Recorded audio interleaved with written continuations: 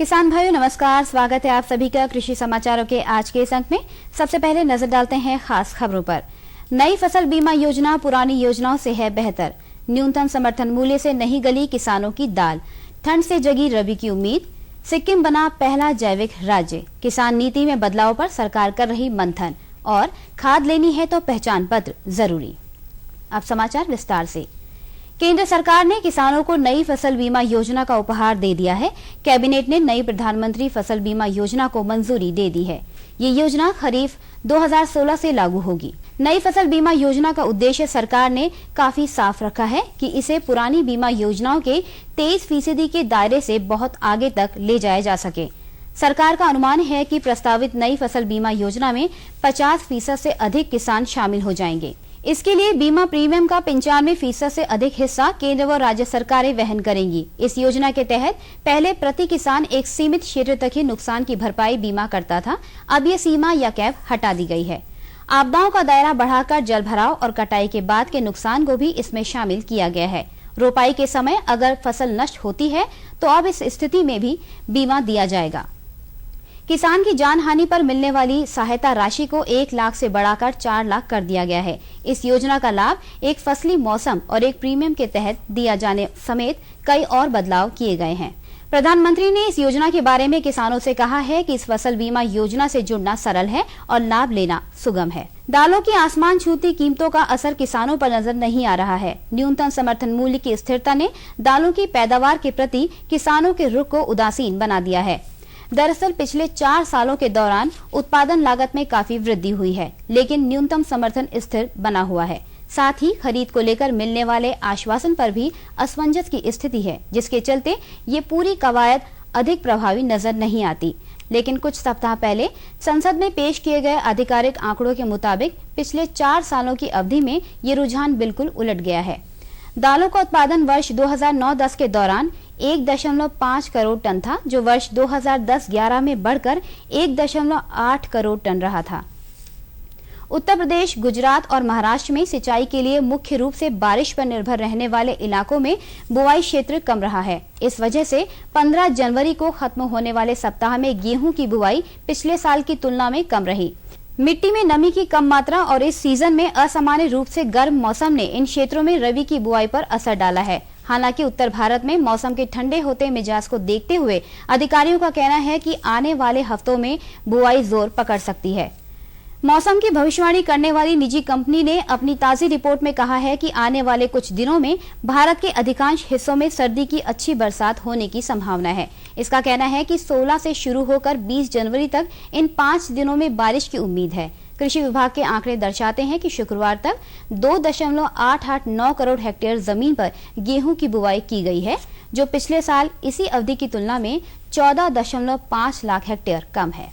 सिक्किम भारत का पहला पूर्ण जैविक राज्य बन गया है। सिक्किम करीब 75,000 हेक्टेयर कृषि भूमि में टिकाऊ कृषि करता है। एक रिपोर्ट के अनुसार सिक्किम ने दिसंबर के आखिर में पूर्ण जैविक राज्य का दर्जा हासिल कर लिया है। 1 दशक से पहले पवन चौमलिंग के नेतृत्व वाली सरकार ने विधानसभा में घोषणा कर सिक्किम को जैविक कृषि राज्य बनाने का फैसला किया था।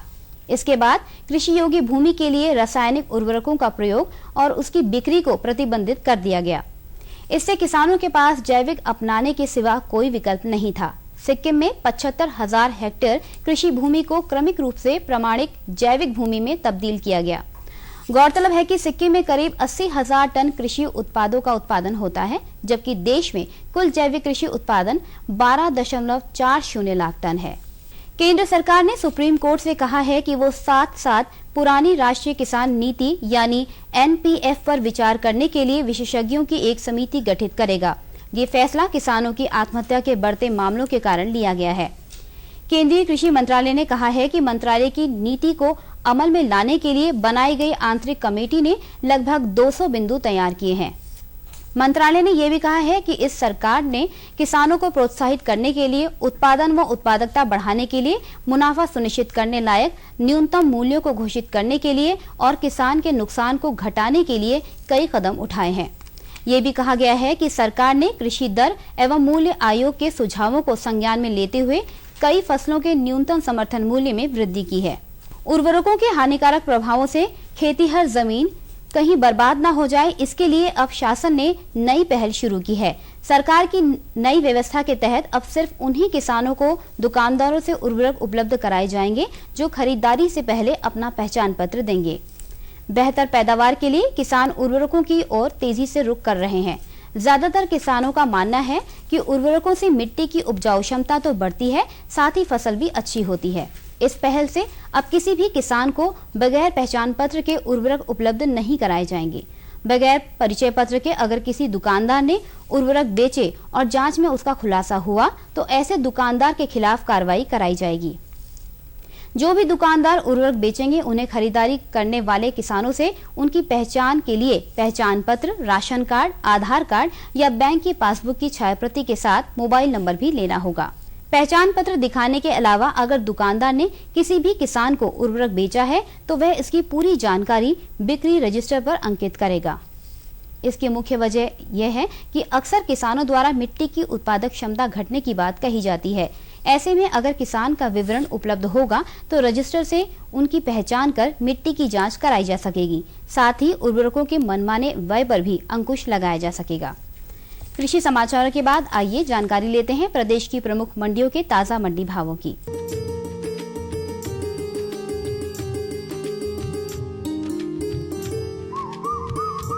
मंडी भावों में आज सबसे पहले बात करते हैं गेहूं के औसत भावों की। लखनऊ की मंडी में गेहूं 1640 रुपए प्रति क्विंटल, कानपुर की मंडी में 1610 रुपए, कासगंज की मंडी में 1580 रुपए और वाराणसी की मंडी में गेहूं का औसत भाव 1640 रुपए प्रति क्विंटल रहा। बात अगर चावल के औसत भावों की करें तो लखनऊ की मंडी में चावल 2050 रुपए प्रति क्विंटल, कानपुर में 2080 रुपए, कासगंज में 2130 रुपए और वाराणसी में चावल का औसत भाव 2010 रुपए प्रति क्विंटल रहा। बात अगर अरहर की औसत कीमतों की करें तो लखनऊ की मंडी में अरहर 13,000 रुपए प्रति क्विंटल, कानपुर में 12,800 रुपए, कासगंज में 13,500 रुपए और वाराणसी की मंडी में अरहर का औसत भाव 13,400 रुपए प्रति क्विंटल भाव रहा। गुड़ की औसत कीमतों की बात करें तो लखनऊ की मंडी में गुड़ 2,820 रुपए, कानपुर में 2,900 रुपए, कासगंज में 2,950 रुपए और वाराणसी की मंडी में गुड़ का औसत भाव 3,000 रुपए प्रति क्विंटल रहा। सब्जियों में टमाटर पर नजर डालें तो लखनऊ की मंडी में टमाटर 1,900 रुपए प्रति क्विंटल, कानपुर में 1,880 रुपए, कासगंज में 2,040 रुपए और वाराणसी में टमाटर 1,940 रुपए प्रति क्विंटल के औसत भाव से बिका। इसी तरह सब्जियों में प्याज के औसत भावों की बात करें तो लखनऊ की मंडी में प्याज 1,320 रुपए प्रति क्विंटल, कानपुर में 1,400 रुपए, कासगंज में 1,350 रुपए और वाराणसी में 1,390 रुपए प्रति क्विंटल भाव रहा। बैगन की औसत कीमतों की बात करें तो लखनऊ की मंडी में बैगन 700 रुपए, कानपुर में 760 रुपए, कासगंज में 640 रुपए और वाराणसी की मंडी में बैगन का औसत भाव 690 रुपए प्रति क्विंटल रहा। और अब एक नजर आलू के औसत भावों पर। लखनऊ की मंडी में आलू का भाव 600 रुपए प्रति क्विंटल, कानपुर में 570 रुपए, कासगंज में 590 रुपए और वाराणसी की मंडी में आलू का औसत भाव 620 रुपए प्रति क्विंटल रहा। फलों में केले की औसत कीमतों की बात करें तो लखनऊ की मंडी में केला 2,100 रुपए प्रति क्विंटल, कानपुर में 2,150 रुपए, कासगंज में 2,220 रुपए और वाराणसी में केले की औसत कीमत 2,170 रुपए प्रति क्विंटल रही। सेब के औसत भावों पर गौर करें तो लखनऊ की मंडी में सेब 5,150 रुपए प्रति क्विंटल, कानपुर में 5,430 रुपए, कासगंज में 5,620 रुपए और वाराणसी में सेब के औसत भाव 5,280 रुपए प्रति क्विंटल रहे। तो ये थे आज के कृषि समाचार और मंडी भाव। कल के अंक में हम फिर आपके लिए लेकर आएंगे कृषि जगत से जुड़ी नई नई जानकारियां और मंडी भाव। तब तक के लिए दीजिए अनुमति। नमस्कार।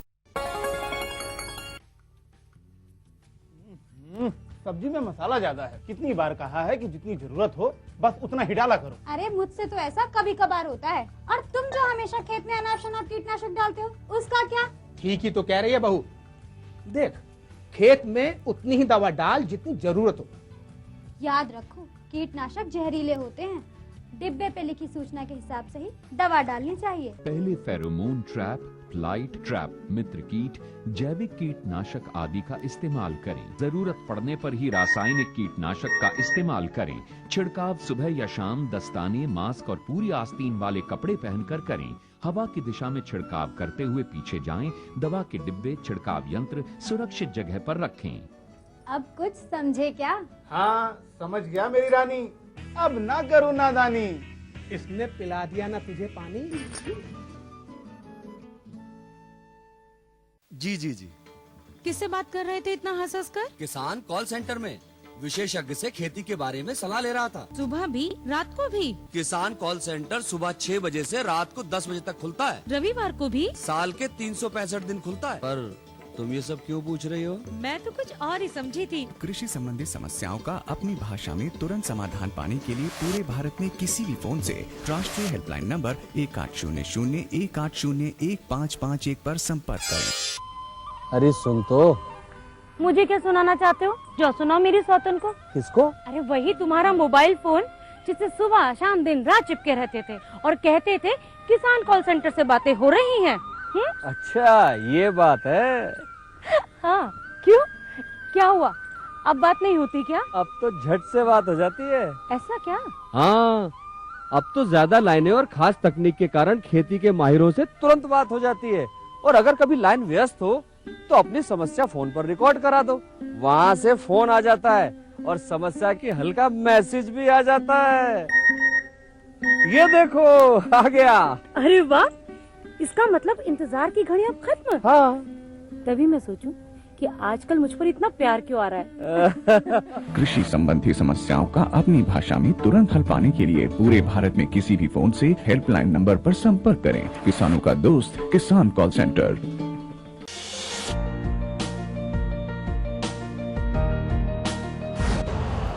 यूरिया का स्वदेशी उत्पादन 70 लाख टन बढ़ाने के लिए 6 उर्वरक संयंत्रों का उद्धार किया जा रहा है। FCIL के गोरखपुर, सिंदरी, तलचर और रामागुंडम संयंत्र, HFCL की बरौनी इकाई और BVFCL की नामरू फोर्थ। सोने पर सुहागा ये है कि देश में अब बनेगा सिर्फ नीम लेपित यूरिया, क्योंकि इससे होगा किसानों का फायदा ही फायदा। अनाज का उत्पादन 10% तक बढ़ेगा। बढ़ेगी 10 से 15% नाइट्रोजन क्षमता।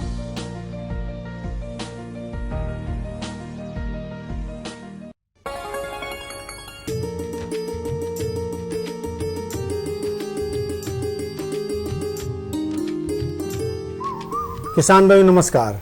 सभी दर्शकों का स्वागत है आपके अपने कार्यक्रम कृषि दर्शन में। आप सभी को नव वर्ष की हार्दिक शुभकामनाएं। दर्शकों, साल बदला है, हम नहीं।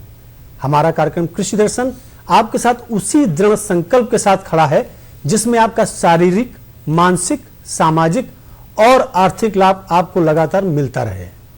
दर्शकों, अब हम बात करते हैं अपने आज के विषय की, अगेती मिंट तकनीक द्वारा मेंथा की खेती। और इसी विषय पर जानकारी देने के लिए आज हमारे बीच हैं प्रधान वैज्ञानिक सौदान सिंह, सीमैप लखनऊ से। डॉक्टर साहब का स्वागत है हमारे कार्यक्रम कृषि दर्शन में। डॉक्टर, जैसा कि आज का हमारा विषय है अगेती मिंट तकनीक द्वारा मेंथा की खेती, तो सबसे पहले हम आपसे जानना चाहेंगे कि मेंथा की खेती जो लोग किसान कर रहे हैं उसमें क्या अच्छा फायदा हो रहा है क्या? देखिए, ऐसा है कि ये तो अब खास करके हमारे उत्तर प्रदेश के लिए प्रश्न ही नहीं रहा जी। अच्छा नहीं, बहुत अच्छा फायदा होता है और ये खेती नहीं व्यवसाय है जी। अब बात यह है कि इस व्यवसाय में कुछ चीजें ऐसी हो गई कि व्यवसाय को और ज्यादा फायदे की तरफ कैसे लिया जाए, तो उसके लिए है हमारी अगेती मिंट तकनीकी, जिसमें खर्चा कम और फायदा ज्यादा किया गया है। जो हो रहा था उससे भी ज्यादा। आप ये मान लीजिए, पहले तेल उत्पादन की जो लागत थी 400 या 450 रुपए प्रति किलो आती थी, इस तकनीकी द्वारा करीब करीब 250 रुपए यानी 150 से 125 रुपए प्रति किलो उत्पादन लागत को कम कर दिया गया है। समय कम कर दिया गया है, पानी कम कर दिया गया है और खरपतवार पर खर्च कम कर दिया गया है। इस चीज को अब किसानों को जानने की जरूरत है, जिससे कि समय का सदुपयोग करें, जो जोखिम होते हैं उनसे बचें और ज्यादा फायदा लें, ज्यादा फायदा लें। डॉक्टर साहब, क्या क्या और अंतर है? जोखिम भी कम है, फायदा भी ज्यादा है, उत्पादन भी ज्यादा है और समय भी कम है जी। तो क्या आधारी फायदा यही है ज्यादातर जो अपनी अगेती मिंट तकनीकी है और सामान्य मेंथा खेती है, कि कुछ और भी फायदे हैं? देखिए, मेंथा की खेती को हम सामान्य रूप से देखें तो वो 4 चरणों से गुजरती है जी। पहला चरण है कि किसान अपने लिए पौध सामग्री जिससे खेती करेगा वो उसका उत्पादन करे जी। नंबर 2, उस पौध सामग्री जो उत्पादन हो गया उससे पौध तैयार करें और पौध तैयार जब हो जाए तो उसे खेत में लगाए जी। और जब खेत में लग जाए तो उसको देखे कि पक गई है या नहीं, ठीक से पक गई है, पके और काटने के बाद उसका प्रसंस्करण करें। तो इस तरह से ये 4 चरण हैं खेती के और 5वां चरण है प्रसंस्करण का। 4 चरण जो है पहले जो किसान कर रहा था, चारों चरणों में जो खेती का तरीका था, पौध उसकी भले पुरानी वैरायटी हो जी, जैसे कोसी है, सरयू, उसी का इस्तेमाल करे अगर नई प्रजाति नहीं मिल रही है तो। लेकिन इसमें जो खेती करने का तरीका था हर चरण में बदला गया है। जैसे पौध सामग्री किसान भाई पहले समतल में करते थे, जो कि अगस्त में और जुलाई में लगाया जाता है। अब क्या है, समतल की जगह मेड़ों पर लगाना है, मेड़ों के दोनों तरफ। मतलब खेत में जो जमीन पड़ी हुई है उसका तो आलू की तरह मेड़ बना ले, और आलू की मशीन से ही मेड़ बनाई जा सकती है जी। और उन पर जब लगाता है तो इसकी जो बढ़वार है जो समतल की तुलना में अच्छी होती है जी। लगाते समय पानी कम लगाना पड़ता है, और बाई चांस बारिश वगैरह से पानी ज्यादा आ जाए तो उससे भी फसल सुरक्षित हो जाती है, क्योंकि फसल की जड़ होती है उससे नीचे पानी चला जाता है। तो काम एक चौतरफा फायदा और फायदे अनेक जी। पानी लगाइए कम, ज्यादा आ जाए उससे बचाइए। फिर क्योंकि इसकी बढ़वार जो दर होती है बड़ी तेजी से होती है समतल की तुलना में, तो वहां खरपतवार स्वतः ही बड़ी मात्रा में दब जाते हैं। तो वहां पे 4 निराई लग रही थी तो 2 निराई लगती है। पानी में 10 घंटा लग रहा था 1 हेक्टेयर के लिए, तो यहाँ पर 6 घंटा लगता है। समय उसका 90 से 100 दिन लग रहा था, तो इसमें 60 से 70 दिन लगता है। तो ये क्या ये हम कह सकते हैं कि अगर मेंथा की खेती की बात की जाए जी, तो अगेती मिंट तकनीकी द्वारा बात की जाए, बिल्कुल। अब किसानों को जो पुरानी तकनीकी को तो मैं अगर कहूं पूरी तरह से छोड़ देना चाहिए, क्योंकि किसानों को इस बात की सोचने की जरूरत है कि भाई आपको खर्चा कम लग रहा है, समय कम लग रहा है। आप ऐसे समझ लीजिए, पहले 1 रुपया खर्च करके 1 दिन में आपको 1 किलो तेल मिलता था। अब क्या है, 70 पैसे खर्च करके 70 दिन में 1 किलो 300 ग्राम तेल मिल रहा है। क्या बात है, उत्पादन भी ज्यादा हो रहा है, समय तो भी कम लग रहा है। बिल्कुल बिल्कुल। डॉक्टर साहब, जो आपने बात कही कि 1 रुपए का जो आपने उदाहरण दिया है, मैंने उदाहरण दिया तो अब नहीं, वो तो हमारे किसान भी समझ रहे हैं और मैं भी समझ रहा हूँ। थोड़ा सा मैं जानना चाहता हूँ, आपने जो बात की समय कम लग रहा है, तो क्या समय कम ऐसा लग रहा है कि कुछ उत्पादन ही पहले हो जा रहा है, या पहले हम बुआई कर रहे हैं? आखिर समय कम से तात्पर्य क्या है यहाँ पर? देखिए, समय कम से तात्पर्य यह है कि किसान जो है 2 कटाई 5 महीने में ले सकता है, जबकि समतल में अगर बोएगा तो 2 कटाइयों में उसको 6 महीने लग ही जाते हैं जी। और 6 महीने में सबसे बड़ा जो जोखिम होता है कि बारिश आ जाती है। अब बारिश से पहले ही 2 कटाई ले रहा है, तो समय कम लगता है। इसलिए है कि जब वो समतल में पहले लगाता था, अब आलू की तरह मेड़ बनाएगा, वो फरवरी में लगाए, चाहे मार्च में लगाए, चाहे अप्रैल में लगाए। फरवरी में जो मेड़ के बीच में लगाए, अप्रैल में लगाए तो मेड़ों के दोनों तरफ लगाए, मार्च में लगाए तो मेड़ों के दोनों तरफ लगाए। और जैसे जैसे समय लेट होता जाए पौधों की संख्या बढ़ाता जाए, सीधी सी बात है जी। तो पौधों की बढ़वार दर जिसको कहते हैं, जैसे कि अगर 1 हफ्ते में समतल में पौधा आपका 4 इंची बढ़ता है तो मेड़ पे 6 इंची बढ़ता है जी। इस तरह से उसको फायदा होता है। मतलब पौधे की जो बढ़वार दर है वो काफी तेजी से बढ़ जाती है, जो स्थितियां बड़ी अनुकूल हो जाती हैं पौधे के लिए। जो पौधा जो है, पौधे को जो पोषक तत्व पानी के अलावा हवा भी चाहिए जी। हवा जो है मेड़ है बहुत अच्छी तरह से देती है ऑक्सीजन, और उससे क्या है पौधा, आप जब किसान भाई खुद देखेंगे तो उनका मेड़ वाला पौधा ज्यादा 1 महीने पहले पक के तैयार हो गया। यानी कि पकने की जो एक अवस्था होती है जब नीचे की पत्तियां हल्की पीली पड़ने लगे और ऊपर की पत्तियां छोटी हो जाएं, तो समतल की तुलना में मेड़ वाला पौधा 1 महीने पहले पक के तैयार हो जाएगा। और जब पक के तैयार हो जाए, कट जाएगा, तो दूसरी कटाई में भी उसको और 15-20 दिन का फायदा होगा। तो इस तरह से 2 कटाई जो कि अदरवाइज बारिश में जा रही थी, 2 कटाइयों का समय, वो बारिश से पहले ही सिमट जाएगा। मतलब बात अगर की जाए दूसरी कटाई की, तो दूसरी कटाई जो बारिश में जा रही थी, नुकसान होने की संभावनाएं हो सकती थी, तो वो अब नुकसान होने की संभावनाएं तो खत्म हो गई, क्योंकि वो समय पहले आ गया जी। तो डॉक्टर साहब, हम बात कर रहे हैं कि मेंथा की और वर्षा की बात कर रहे हैं, तो हमने जो मुख्य बात है वो तो अभी तो आपसे की नहीं कि आखिर इसकी बुआई कब करें, इसका सबसे उपयुक्त समय कब है? देखिए, उपयुक्त समय होता है फसल चक्र के अनुसार जी। किसान इसको इस समय आलू के बाद लगा रहा है, मटर के बाद लगा रहा है, धान के बाद लगा रहा है जी। और गेहूं के बाद भी लगा रहा है। तो डॉक्टर साहब क्या हर मौसम में इसको लगाया जा सकता है? क्योंकि बिल्कुल। आलू की बात आप बात कर रहे हैं तो फरवरी में लगाए, फरवरी में, अगर धान की बात कर रहे हैं तो जून जुलाई जनवरी में भी लगा सकता है। धान के बाद जनवरी में जो मुख्य फसल है वो जनवरी में लगाएगा और पौध तैयार करने का काम कर देगा दिसंबर में ही।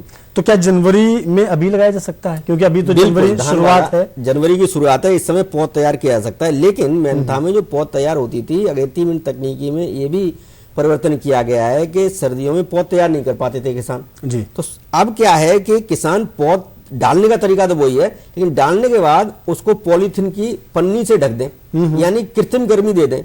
जो पौध उनको आमतौर पर मार्च में पैदा उपलब्ध हो पाती थी जी। वो फरवरी में ही उपलब्ध हो जाएगी। अब पौध जब जल्दी 1 महीने पहले तैयार हो जाएगी तो ये एक और फायदा है, यानी फरवरी वाले किसान जो है भी खेती अच्छी तरह से कर पाएंगे और उनके लिए पौध उपलब्ध है। अन्यथा उनके पास दो ही तरीके थे कि भाई 1 महीने और किसान खेत को खाली छोड़ो व्यर्थ में ही, क्योंकि पौधे ही नहीं है। तो वो भी इस अगेती मिनट तकनीकी का पहला चरण है। डॉक्टर साहब थोड़ा सा अहम प्रश्न मैं आपसे पूछना चाहता हूं, तो जैसे मान लीजिए हमारे किसान भाई मेंथा खेती नहीं कर रहे थे जी, और अब मेंथा खेती करना चाहते हैं, क्योंकि आपने इतने अच्छे सुझाव दिए, हमारे किसान के मन में बैठ गया, उसको आर्थिक लाभ भी समझ में आया और वो चाहता है कि हम खेती करें जी। और उसके पास लेकिन वो जड़ नहीं है, वो तना नहीं है, वो जो पौधे को विकसित करने के लिए जो चाहिए वो नहीं है जी। अब उसको किसान हमारा कहाँ से उसके इंतजाम करेगा?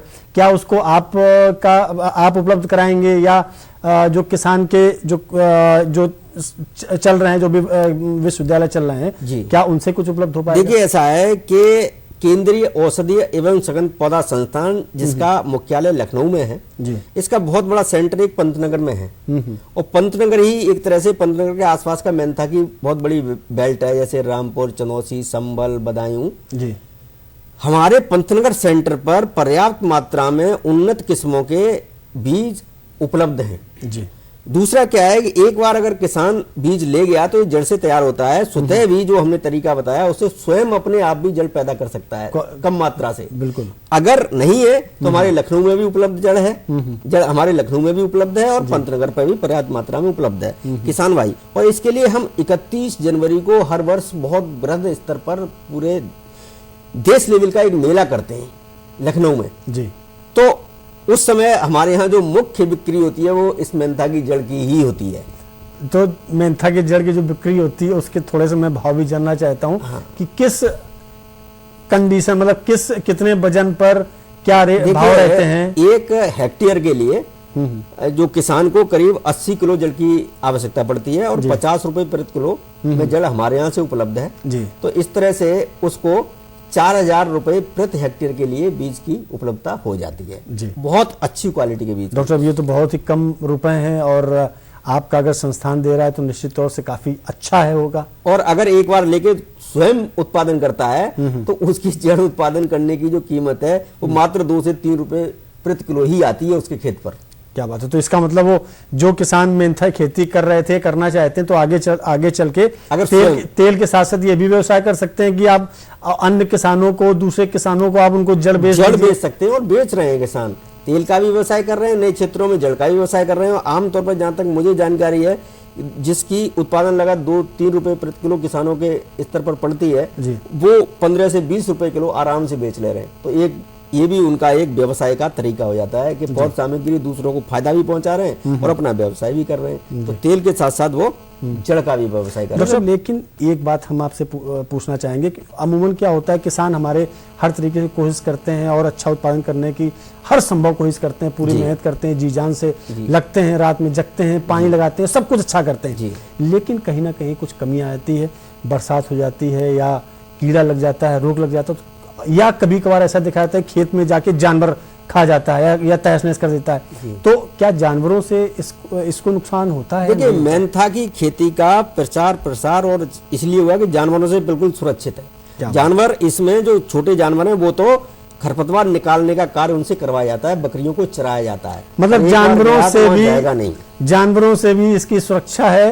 डॉक्टर साहब आपने बहुत ही महत्वपूर्ण जानकारी दी, क्योंकि नई कुछ आज नई बात हुई तो इसमें सबको, हमारे किस दर्शकों को और सबको अच्छा लगा होगा और अच्छा लगता भी रहेगा। इसके लिए आपको बहुत बहुत धन्यवाद जी। नमस्कार किसान भाइयों, अगर आप अच्छा उत्पादन करना चाहते हैं तो जैसा कि डॉक्टर ने बताया कि अगेती मिनट तकनीक द्वारा अगर मेंथा खेती करते हैं तो निश्चित तौर से आप अच्छा उत्पादन ले सकते हैं। बस शर्त यह है कि किस समय क्या काम करना है, इसको आप ध्यान रखें।